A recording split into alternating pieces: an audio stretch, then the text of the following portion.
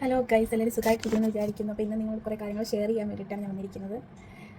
എന്താണെന്ന് വെച്ചാൽ ഞാനിപ്പോൾ കുറേ ബുദ്ധിമുട്ടുകൾ ഇടയിൽ കൂടാണ് പോകുന്നത്. അപ്പോൾ അത് അങ്ങനെ ബുദ്ധിമുട്ടുകൾ ഉണ്ടാകാൻ കാരണം ഞാൻ തന്നെയാണ്. അതായത് പഠിത്തം എഞ്ചിനീയറിങ്ങിനായിരുന്നു, അത് കംപ്ലീറ്റ് ചെയ്യാൻ പറ്റിയില്ല. ഡിഗ്രി അത് അത് കംപ്ലീറ്റ് ചെയ്യാൻ പറ്റിയില്ല.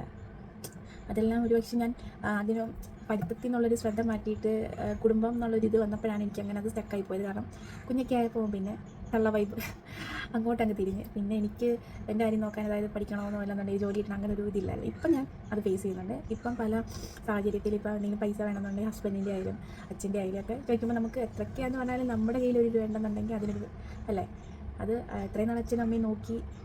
എന്നാലും എന്നിരുന്നാലും ഇപ്പോൾ ഇത്രയും 18 വയസ്സായിട്ട് ഇപ്പോഴും അവരെ ഡിപ്പെൻഡ് ചെയ്ത്, അല്ലെങ്കിൽ ഹസ്ബൻഡിനെയാണ് ഡിപ്പെൻഡ് ചെയ്ത് നിൽക്കുന്നൊരു വല്ലാത്തൊരു സത്യം പറഞ്ഞാൽ ഏറ്റവും പെയിൻഫുൾ ആയിട്ടുള്ള ഒരു കാര്യം തന്നെയാണ് എന്നെ സംബന്ധിച്ച്.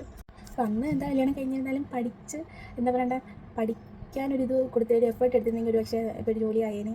അന്ന് കല്യാണം ആ ഒരു എന്താ ആ ഒരു സ്പിരിറ്റ് ഉണ്ടല്ലോ. പക്ഷെ പ്രതീക്ഷ കൂട്ടൊന്നും പറ്റിയില്ല. എന്താ പറയണ്ട, പഠിക്കുന്നതിൽ അതെൻ്റെ മാത്രം കുറ്റമാണ്.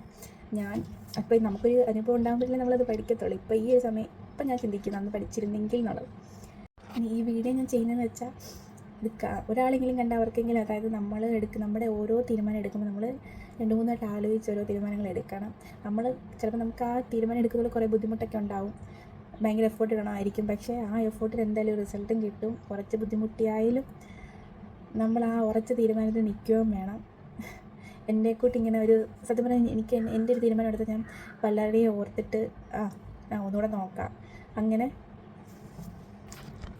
പലരെയും ഓർത്തിട്ട് തീരുമാനങ്ങൾ മാറ്റും.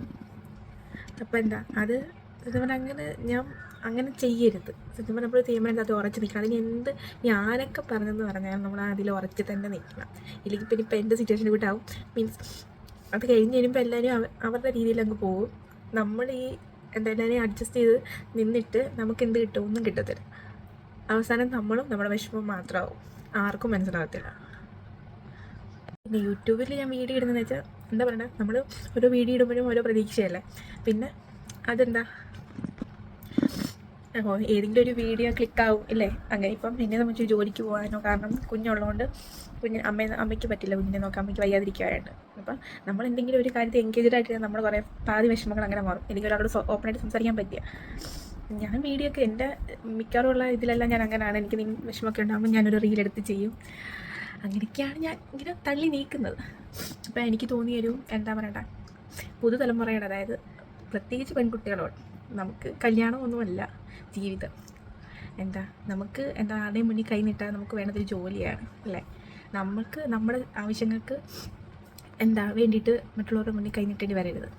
ഒരു വയ്യാതെ വന്നാലോ അല്ലെന്നുണ്ടെങ്കിൽ നമുക്ക് എന്തെങ്കിലും കാര്യങ്ങൾ മേടിക്കാനാണെങ്കിലും, അല്ലെങ്കിൽ നമ്മുടെ കുഞ്ഞുങ്ങളെ നോക്കാനായാലും എന്തെങ്കിലും. ഇപ്പം അന്ന് പഠിച്ച് അത് കല്യാണത്തിന് മുന്നീടായാലും പിന്നീടായാലും പഠിച്ചൊരു ജോലി പറ്റും. നമ്മളെല്ലാം സൈഡായിട്ടാണ്. എനിക്കൊന്ന് പൊതുവേ കൂടുതൽ ആൾക്കാർ ഈ കല്യാണമൊക്കെ കഴിയുമ്പോഴത്തേനും ഇനിയിപ്പോൾ ആ ഫീൽഡ് അങ്ങ് മാറ്റി വെക്കും, പഠിത്തം ജോലി എന്നൊക്കെ ഉള്ളതല്ലേ. അങ്ങനെ ചെയ്യാതെ അതും വേണം അതിൻ്റെ ഇടയ്ക്ക്. ഇതിന് വേണം കൂടുതൽ പ്രയോറിറ്റി കൊടുക്കാൻ. കാരണം ജോലി ഇല്ലാതെ ഒന്നും നടക്കത്തില്ല. നമുക്ക് എന്ത് പ്രശ്നം ഉണ്ടെങ്കിലും പൈസ ഉണ്ടെന്നുണ്ടെങ്കിൽ അത് നമ്മൾ നോക്കുകയും വേണം. നമുക്കിപ്പോൾ എന്ത് കാര്യങ്ങളായാലും പൈസ ഉണ്ടോ നടക്കും. അതില്ലാതെ എല്ലാവരുടെയും എന്താ പറയണ്ടേ, കൂടുതൽ ഞാൻ പറയുന്നില്ല.